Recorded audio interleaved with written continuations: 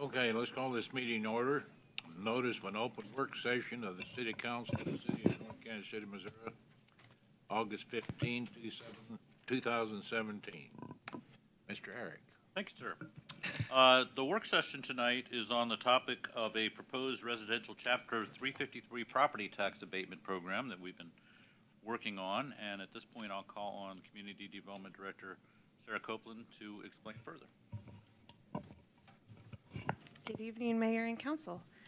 Some of you may remember that we briefly mentioned this to you perhaps a year ago in the context of a different project. It's something that we've been thinking about and talking about and exploring for a little while, and we got to the point where we wanted to come and talk to you all and explain to you what we've done so far on this project and get some direction from you about whether to move forward or what questions or thoughts that you might have. So we want to describe the goals of the project for you tonight, the steps that it would take to establish this type of residential property tax abatement program, and then get some direction from you. So our goals, this is mentioned in the city's master plan as a potential tool for investment and development of the city, but our goals would be to encourage investment in North Kansas City, to provide an incentive for residential property improvements. If you're doing big projects, there are incentives available, but if you're doing small to medium-sized projects, there's really not a lot out there that's available to provide you with an incentive. Particularly on residential property, if you're just a residential homeowner, the requirements to establish this kind of, set up this kind of program are very high. You're more likely to spend that money on the improvements you want to make to your home than you are to try to access this type of property tax incentive, because it requires some significant steps, as Will described. And our goal is also just to assist property owners in addressing code deficiencies that they might have with their property. So this would be a carrot, and we don't just have the stick of property maintenance that we have today. So there are some model programs out there that got us thinking about this. The City of Independence has set up 3 of these residential property tax abatement programs. Midtown Truman Road Corridor is the oldest of those. But Fairmount, Carlisle, and St. Clair Park, they're both in the northwest part of Independence, and the goal was to give people that incentive to make improvements in their residential properties. At least 2 of these also had a commercial component to them as well, but we are focusing just on residential property. And then the City of Liberty has a more recent one that they set up for their downtown residential area to give people that incentive to invest in their property. So when we're thinking about our residential neighborhoods, we have 4 neighborhoods in the city. We decided to focus for this first round on the avenues and what we're calling the traditional NKC neighborhood. This program requires a finding of blight, and so our thought was there's just no way to logically make that argument about Northgate Village. And we thought that we would start with the avenues in the traditional neighborhood, see if it would be possible for us to set it up, how it did, and then consider whether it would be something to expand to River Forest in the future, based on direction from you. So the steps to setting up this type of program under state law, this is Chapter 353 of the Missouri Revised Statutes, which is why we're calling it a 353 program. You have to designate the area as blighted. That doesn't mean that every property in it is blighted, and Jim, we'll get into that here in a minute. You have to develop and have approval of a redevelopment plan. You need to form an urban redevelopment corporation, and there needs to be at some point outreach to the eligible neighborhoods. We have taken steps towards the first 2 of these steps. We've done the study necessary to see if these neighborhoods could qualify as blighted, and we've started on an outline of what would be included in a redevelopment plan. And that's as far as we've gotten at this point. So there may be questions that you might have that we might not have an immediate answer to, because we're still moving towards this. But if you do have questions, I hope that you will ask those so that we will, if we're not able to answer them, know what we need to investigate further. So the first step is doing the study to see if these areas qualify as blighted. We did hire Development Initiatives, and Jim Potter is one of the partners of that firm, to do that study for us. And I will let him talk you through what's entailed in that and what they found.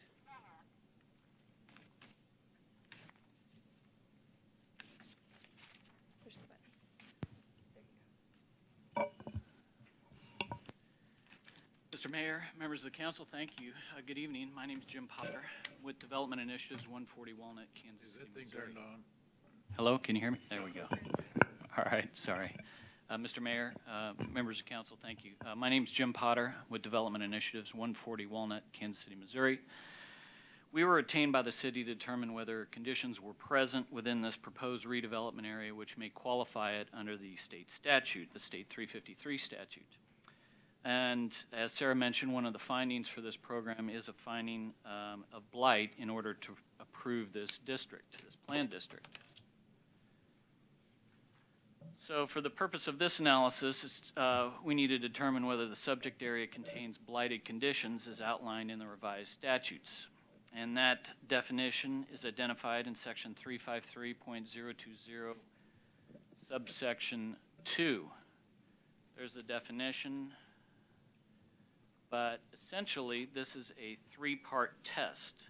First part of the test requires that the redevelopment area as a whole is occasioned by any of the following factors: age, obsolescence, inadequate or outmoded design, or physical deterioration. And secondly, one or more of those four factors have caused the redevelopment area to become an economic or social liability. And then finally, one or more of those factors, one through four above, are conducive to ill health, transmission of disease, crime, or the inability to pay reasonable taxes. Now, as part of our investigation and our analysis, we did not isolate or point out any particular properties within the proposed redevelopment area. Instead, we tried to take a more holistic or general approach, identifying factors which may be present scattered throughout the area. As Sarah mentioned, we're looking at the traditional NKC neighborhood and the Avenues neighborhood. Now, both of these are pretty large. Total, we have about 111 acres. And we have about 827 different property parcels. So a lot of area, a lot of parcels, a lot of different ownership groups. So let's look at these factors. So factors are along the left-hand column. We did note that the four primary factors are present within the redevelopment area, and it is our opinion that those have led to an economic and social liability. In turn, this provides conditions which are conducive to crime and the inability to pay reasonable taxes. So let's go into each one of these factors briefly. Factor number one is age, and we noted that age was a contributing factor to the redevelopment area. Average structure age within both these areas is approximately 79 years old. Limited improvements and limited maintenance on certain structures. And we have clearly observable deterioration due to age and simple lack of maintenance. Our data was accumulated through the Clay County Assessor's Department, and we should note that the depreciation schedule for residential real estate is approximately 27.5 years. 27.5 years. So, in essence, without substantial renovation or maintenance, the majority of these properties would theoretically have reached the end of their youthful lifespan.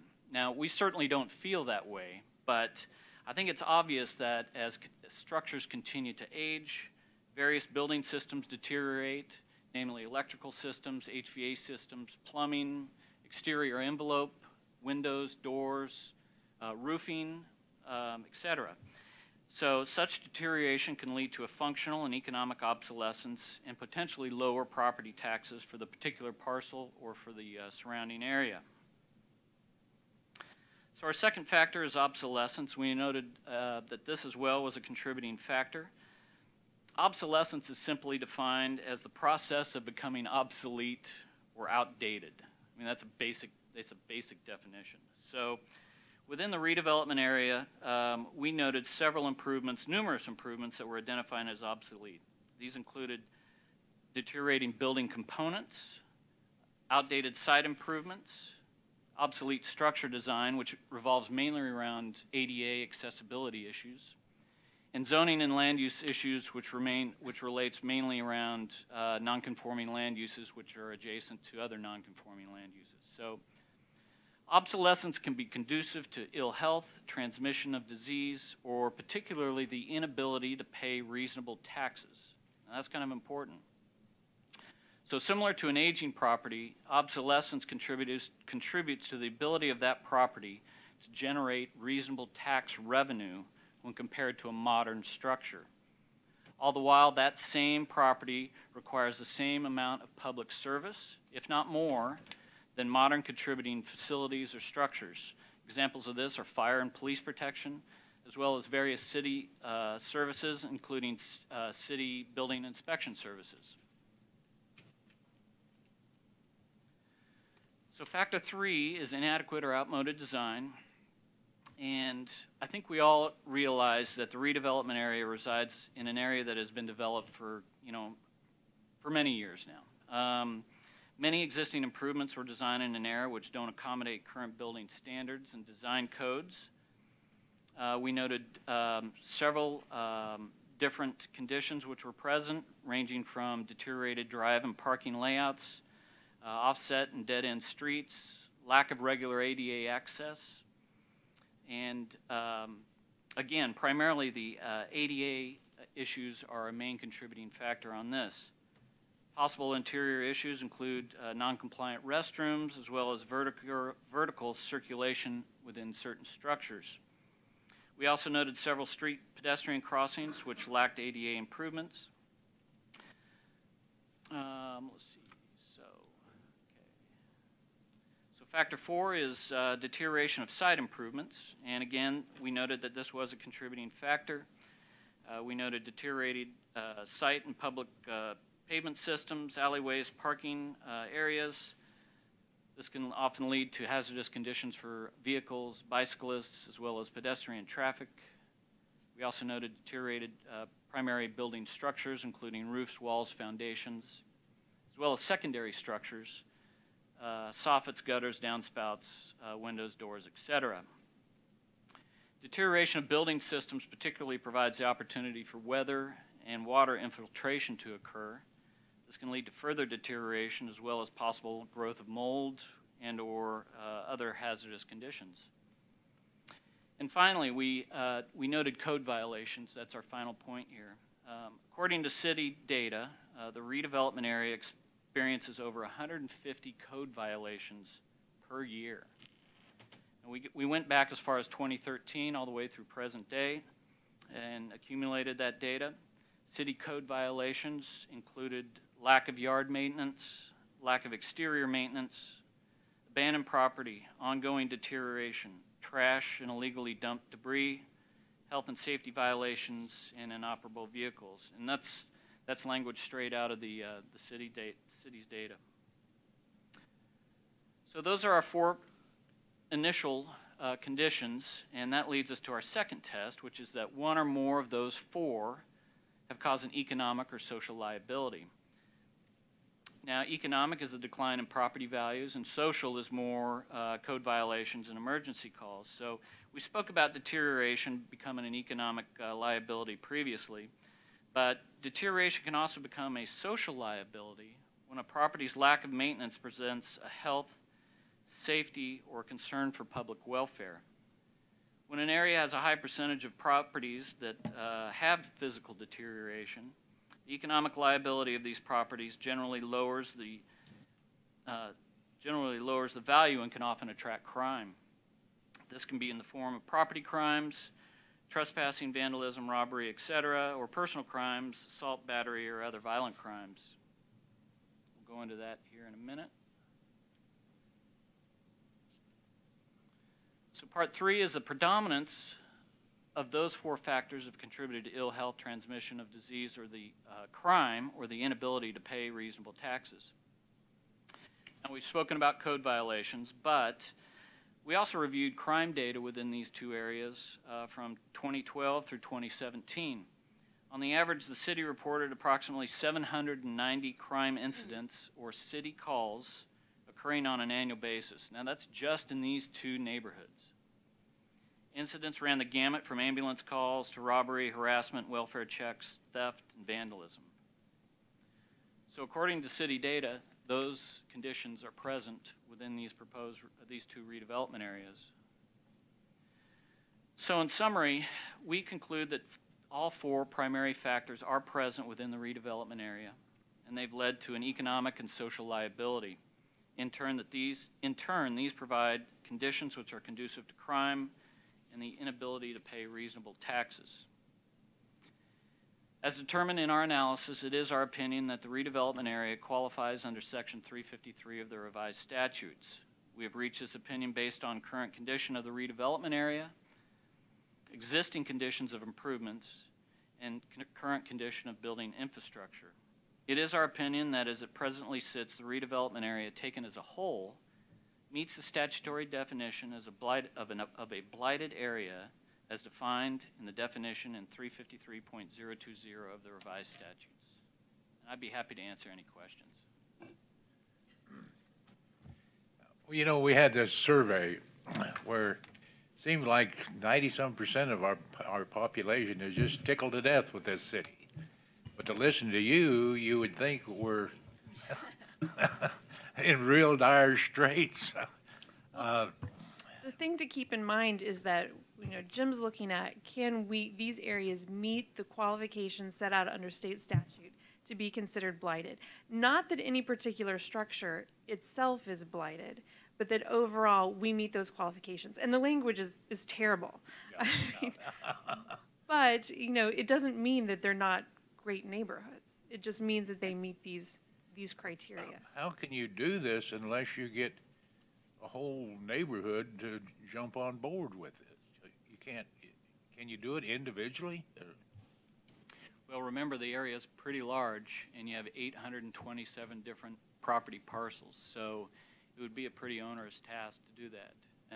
And I would agree with your comments. You know, I love the city. I work in the River Market, and I come up here probably twice a week to eat, and you know, I love it up here. So that was one of the reasons we didn't want to single out any particular property. This program is effectively used as a tool to spur reinvestment by property owners. One more question. Yes, sir.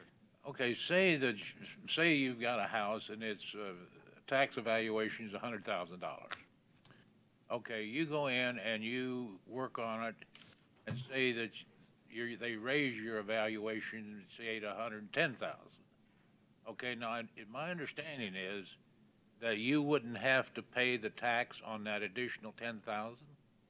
Right, we'll get to that in a minute. Can we concentrate on the qualifications study first, and then we'll move on to that part? I have some questions. And I have two questions and one comment. My questions are, in your study, you showed a code violations and the increase over time from 2012 to 2017, pretty much an increase every year overall. But you don't show those same statistics on crime. Has there been an increase in crime? I mean, you say like there's 790 calls. Remember the exact number, but has there been an increased trend in crime in these areas? I'd have to recall how that data was presented, but I think there is a reason we didn't do it. I think the data was formatted differently. I don't know if there's necessarily an increase in crime, but yeah, the way it was presented, or the way that we obtained the data wasn't apples and apples, so to speak. Okay. Does that answer my question? Like, has there been an increase? I'm just trying to figure out, is there... We can't say that You don't from know the that. data that we had. Not sure I can Okay. answer that. You know how many calls, but you don't know a trend, whether it's up or down. It could have gone down during that time. We don't know. Certainly, yeah. And the calls are, you know, they run the gamut, like I mentioned. So some of them are just citizen checks, but some of them are more serious, from, you know, robbery, assault. And I So- saw you had some good detail in there with regards to, like, ambulance calls and animals and Sure. things like that. So the detail was good. It was just what I'm looking for is kind of trying to see if there's been an increase. And this is, my comments kind of related to my question. You mentioned before about the carrot versus the stick, and I'm very much on board with that. I think if you can incent homeowners to you know, make improvements to their property, we change sort of the face of the city in every area, not just in the ones that are owned by the city, you know, or properties that businesses are developing, but we also increase, you know, the value and the look and modernization or whatever of every property. And so I'm on board with that. I'm not a code violation, very good policeman. But my second question is that related to renters versus owners. Yeah. So we have a lot of property owners. Can Does we this get apply to that? them? Yeah, you go right ahead. Whenever you're Unless ready. If you all have don't have any other questions about the qualification study, I'll move on to the next, because there are 3 main steps that we would need to do to set this program up, and that gets into the second step. Well, I think it's obvious we've qualified. Yeah, I mean, we that's qualify. qualified. So let's move on from there. I have a question before you move on. Mr. Potter, in my documentation, Exhibit B and C, I didn't have those. I'd like to see the photos of the deterioration that you found.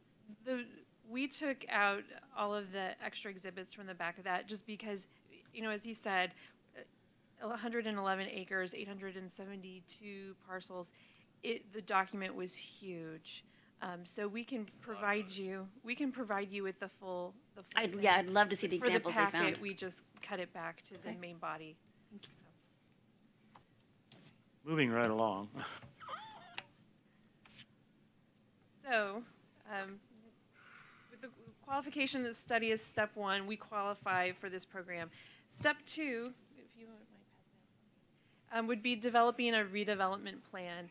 And we have here Stacy Wiedemann, who worked with us this summer as our intern, helped us and put together an annotated outline of the contents that we would need to include in a redevelopment plan. But basically that gets into, okay, we've established that the area qualifies for this kind of program. What are we going to do about it? So is setting up what are eligible properties, what's the minimum required improvement, what are required improvements that people have to make certain improvements to qualify for the tax abatement, and then what are other eligible improvements, what's not eligible as part of this program. In general, you want things that aren't eligible to be things that aren't permanent. So like, you know, flowers might not be eligible. Putting in a pool might not be eligible. So you establish what doesn't qualify. You go through what the application process is, and then a big question is, what's the amount of the abatement? So under Chapter 353, the maximum available abatement is up to 100% for 10 years, and then 50% for the next 15. But you can do anything under that amount that you'd like. And it's important to keep in mind that that's on the total of the value of the improvements, but not the value of the land. So we would continue to receive some property taxes from property under this, but it would not be what the increase would be. We'll get into that in a minute. And then it establishes a periodic review. And at some point in putting this together, we would have to do a tax impact analysis to see what the impact might be on the city. The third part of that is setting up an urban redevelopment corporation. So under the Chapter 353, an urban redevelopment corporation has to act as the applicant to access the abatement. Often when we have, you know, these come for, you know, when we did the one for Metro Park Warehouses, they set up their own urban redevelopment corporation. But some cities do set up their own that then can act on, you know, various projects. We don't have one here, so we would have to set one up for this. The Urban Redevelopment Corporation facilitates the transaction with the homeowner that allows them to activate the abatement. And then at some point, we will need to establish what is the benefit to the property owner once we've set this up and they've done the application necessary. So the benefit is up to 10 years of 100% abatement, that's the maximum, on the value of the improvements and 100% of the increased value of the land. So the owner would still pay taxes on the previous value of the land. If you look at your assessment, you're assessed on land and improvements. So you'd still be paying some lower amount of taxes, and then up to 15% of 15 years of 50% abatement. The abatement does run with the property. So if you made improvements to your property and then had to move, that abatement then would transfer over to the new owner of the property. So council direction that we're looking for tonight, and happy to continue answering questions as well. Should we proceed with establishing this tax abatement program? Do you want us to move forward? There's definitely an investment of staff time, but also some outside assistance that we would need in going through all of these steps to get it set up. How should we structure this abatement, and what should be required eligible or ineligible improvements? I understand that you might not be able to provide us with direction on all of these questions tonight, but we would love to get some of your thoughts and thinking about some of these questions, and definitely some direction on whether we should move forward in doing the work to set this up for these two neighborhoods. Okay. So far, how much have we spent on this study? I think all we've spent so far is Jim's invoices for the qualification study, maybe $6,000, $6,500. How much? $6,500, maybe total. Staff time. Yeah. Okay, but you know, like she brought up that, you know, probably 80% of our buildings down in that area are owned by the landlords, you know. And then really how much would they save? You know, what I said, I mean, it The doesn't amount look- saved would vary quite a bit depending on what they did. And it's hard for us to quantify that without doing some additional work and doing a tax impact analysis. In drawing the boundary for the qualification study, we excluded the French Quarter and Spanish Eights because we wanted to focus on smaller properties. The traditional NKC neighborhood still has, you know, a much higher percentage of owner-occupied structures. But even in the avenues where it is more rental, we wanted to focus on, you know, places where we might have one landlord who owns one structure, or, you know, they're much smaller ownership, would be less likely to do this on their own. Our focus is on how can we convince people to make an investment, whether they are in an owner-occupied home or not. So that's how we've approached it at this point. Couldn't the cities kind of have some kind of a program like this without going through all of the hurdles that apparently you have to do to qualify for a 353? Not that I know of. Well, you could, you know, couldn't we, you know, if somebody's going to help, we could help them with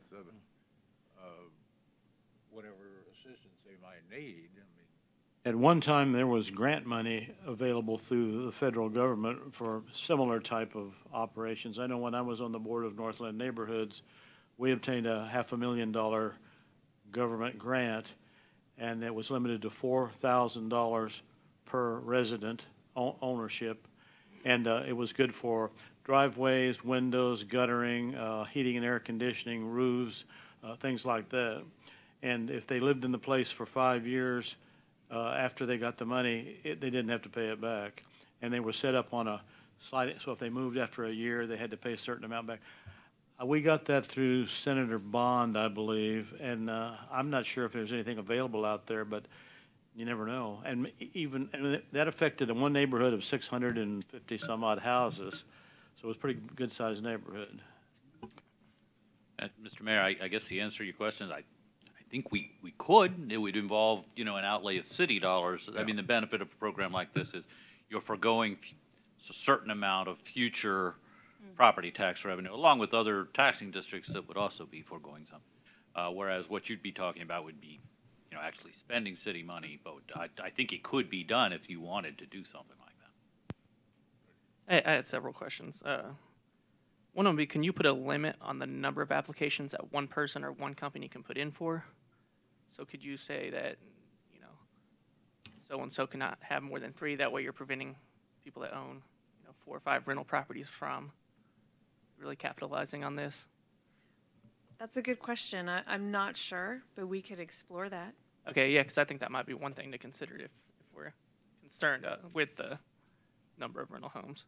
Another one would be the formation of the corporation. Do you know how many directors you would be looking to have, or how that would be formed, or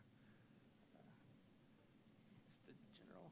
There are requirements for how you form it under state law.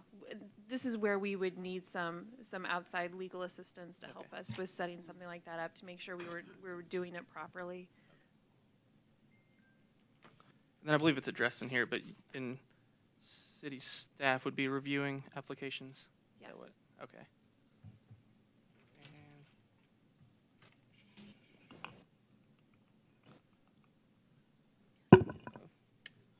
I got a couple. Range? Tom? Thank you. Sir, I have a couple questions here. One of them is it just for the city taxes or for the county taxes also? It would be for all of the property taxes. For city and county? It includes city, county, school district. Okay. I think there might be a couple more smaller entities too, but those were the big ones. Another question I've got, it states in here like driveways and stuff must be completed. All the driveways down the avenues are built right to the property line, so they would have to come and get a conditional use permit then?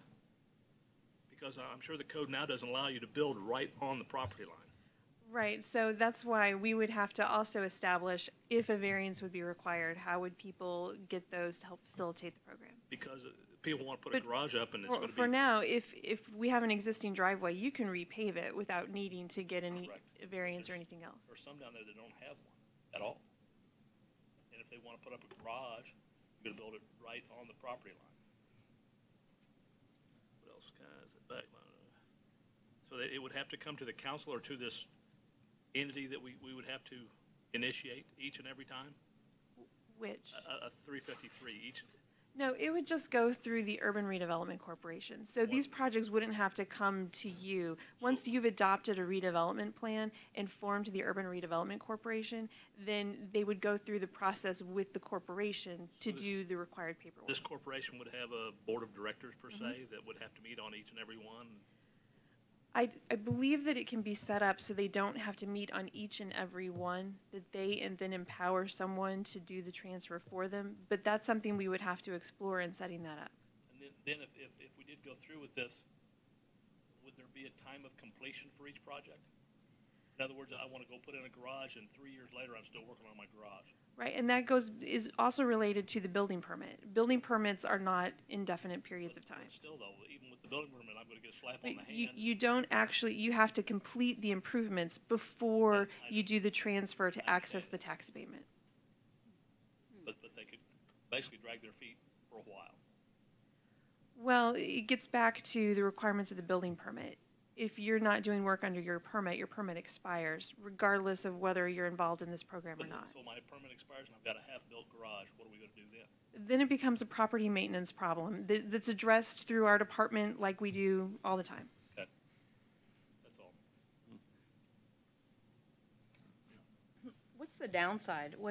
Why would we not do this, other than just the cost and administration of getting it set up and then having no one use it? I mean, is that the risk, or are there other downsides? I think there may be two potential downsides. One is that we, make the investment in setting this up and nobody uses it. And the other is that you're foregoing some taxes that you would otherwise be collecting from people who would do these projects anyway. If they would do the projects anyway. So the gamble becomes, are they going to do them? Are you initiating more changes because of this than you would be otherwise? Right.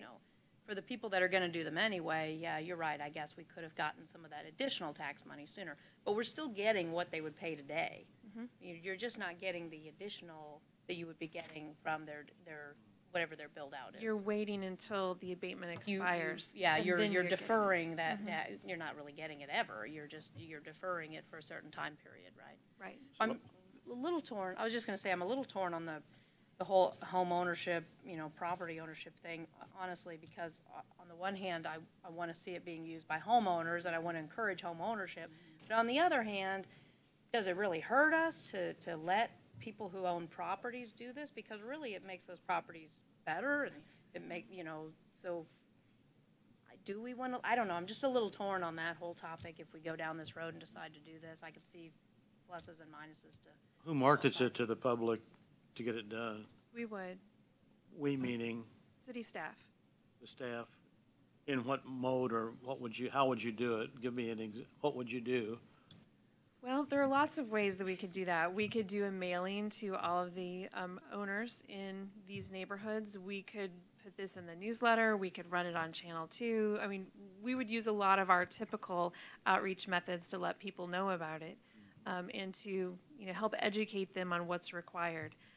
In talking to Independence and Liberty, we've gotten some pointers from them on good ways to educate the community about what's required and what the benefits are, and what some of the hurdles are. So I think we have some ideas for how to do that, but we're kind of at a point where we want to make sure that you all are on board in doing this before we move further.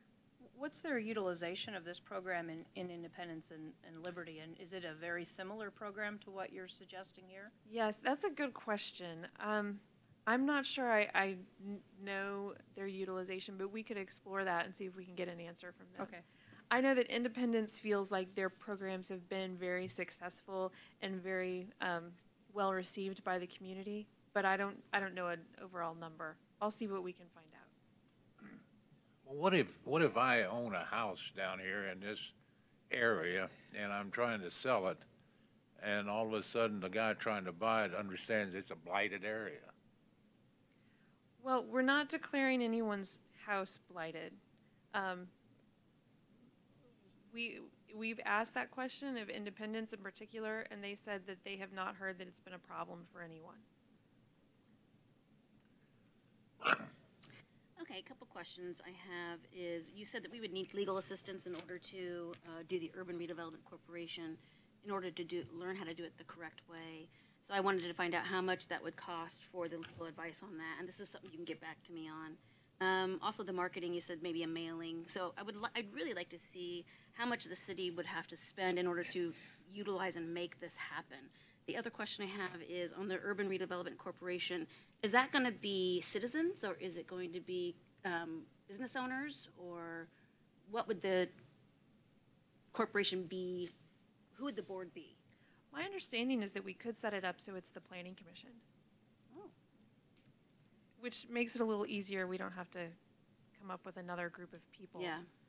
And they already meet on a regular basis. Sure, yeah. But, no, I believe that they would, well, I can't answer that question, but that's my understanding. The next question I have is, so I'm an owner, I went to the Urban Redevelopment Corporation, I put in an application, they approved me.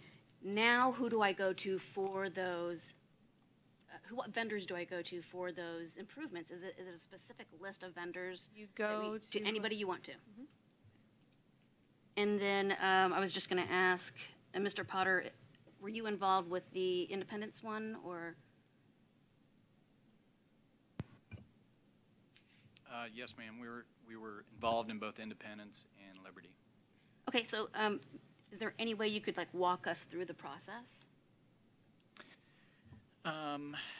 Yes. I mean, we kind of crafted a lot of the front end work that Sarah's been working on, as well as the qualifications analysis. But you all have raised some excellent questions, and I think a lot of these questions can kind of be analyzed through the implementation process and crafting that process. Keep in mind that, and I think Sarah pointed out that if you're accepted into the project, so say you're a property owner, you apply for it, you're accepted, I think you can even outline certain improvements that are qualifying or eligible improvements. I mean, obviously, you wouldn't want to give tax abatement for a swimming pool or a hot tub or something silly like that. But if it's new, HVAC equipment, a new roof, new windows, etc., those, to me, would all be eligible expenses. So I think you would present your work plan to the city. I think staff would sign off on it. You would go make your improvements. You would come back with some type, I think staff would have to go out and verify that you made all the improvements and they were according to city code. Everything was permitted properly. And then you would go through the actual abatement process. Now, the way the abatement works is this would have to be, my understanding is it would have to be set up as a redevelopment corporation because it has to pass through the county. The county actually collects the tax. So that's where the abatement is kind of activated. So say you added $20,000 of improvement, and depending on what levels of maximum abatement and what terms this body determines eventually through this program, you would basically, for the first period, if it's 100%, you would be abated for that improvement value. You'd still be paying taxes. We can't get out of paying taxes. Yeah. We've tried that. But it's the improvement piece of it that you're abated on. So, you may pay tax on $10,000 of improvement instead of $20,000. That's effectively how it works. Now, the other cities, Sarah had outlined the maximum years of tax abatement benefit. Now, this body and staff, I don't know what your prerogative is, but staff may recommend a lesser value. I think it all depends on what that impact analysis is going to be, because if somebody only comes in and puts, and maybe there's a minimum threshold too that a property owner has to invest into their property. And so if you're only putting $5,000 of investment into your property, but you're getting $50,000 worth of tax abatement over 25 years, that really doesn't make sense. So I think that this analysis needs to look at that and look at different thresholds. You obviously want to incent investment by residents and property owners, but you don't want it to be excessive. Yeah. So you're saying that a staff member would then have to check to make sure that the improvements were done. So that just adds another body to the staff, somebody that has to be in charge of doing that, or would that just be somebody that's already in? We're already out there doing Oh, yeah. inspections. And, so it's really just, adding something to somebody's to-do list for the day.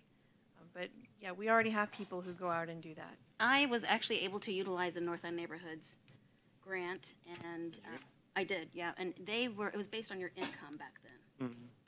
So I don't know if you have a certain basis that we're going by for the application process, and that's all. Thank you.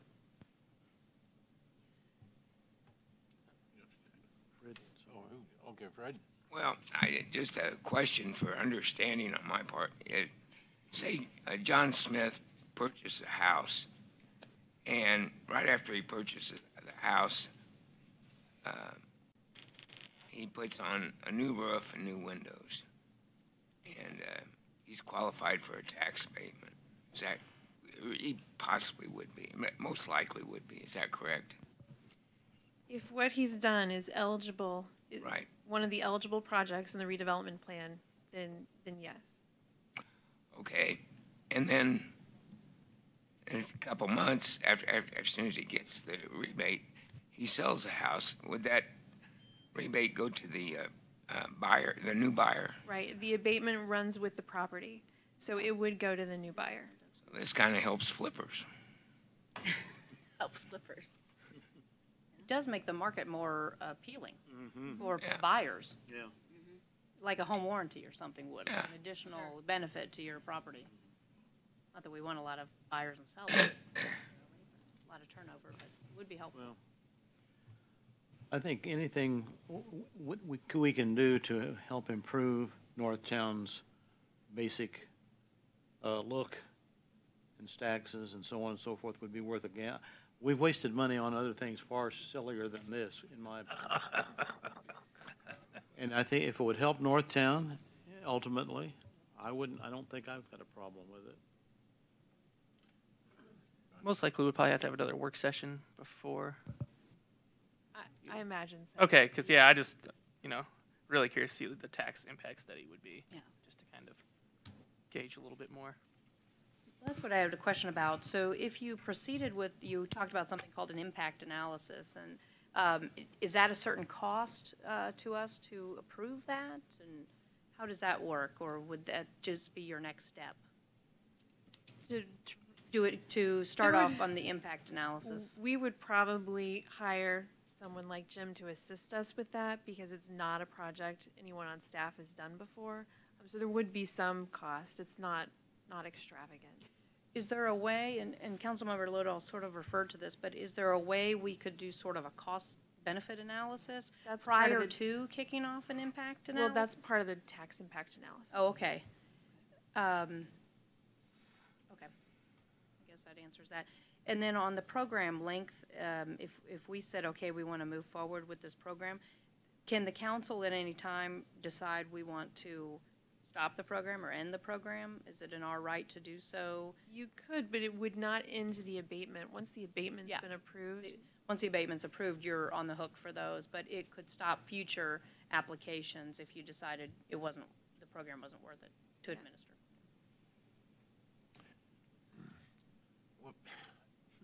Do we need any more information? Should we kind of push this thing off for a little bit? Maybe check into the, what you were talking about, Bill? And I think we should move forward Well, with this and get our cost-benefit analysis or whatever we can get financially, find out before we make a decision. Well, Sarah, let me ask. I mean, so you're basically coming to you tonight. We said we've done a preliminary amount of work. You've received Mr. Potter's report. Before we proceed any further, we wanted to see if there was even interest. And then, Sarah, but obviously we understand that the council is not ready to say, yes, we're ready to implement a full-fledged program. What would you say the next step then is if the council said we still are interested at this time?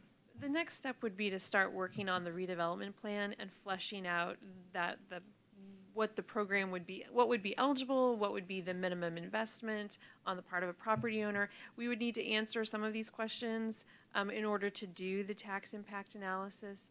So that would be the next step, to start work on all of that and answering some of those policy-related questions. And what would be involved? Who would be doing the development plan? What would be involved in? Our plan is for most of that to be done by staff. We would probably need some assistance, again, from Jim on the tax impact analysis, but mostly in-house with some assistance. So it sounds to me, forgive me if I'm just leading the discussion here for a second, but before we get to a tax impact analysis, would it be your thought that if the council is still interested in this program in general, you would proceed with the development plan, and then we could come back to council at that point with some answers to the questions that you've asked tonight, and get another feeling from you whether it's still something that you want to proceed with? Sarah, does that sound, that's what you're proposing, and I guess that's what we're asking council tonight, if that sounds acceptable to you. Okay. Is this in the budget, any external expenses? Have we considered it? We had $10,000 in this year's budget to fund the study that you've heard about tonight. Okay. And in the budget that you'll be receiving, Sarah's also put another $10,000 in Okay. for next year. Okay, so we have it sort of earmarked for this, yeah. I agree. Move it forward. Okay. Do you need anything more, Sarah? Okay. Well, thank you very much. Thank you, Mr. Potter. Adjourn. Second. All in favor? Aye. Vote.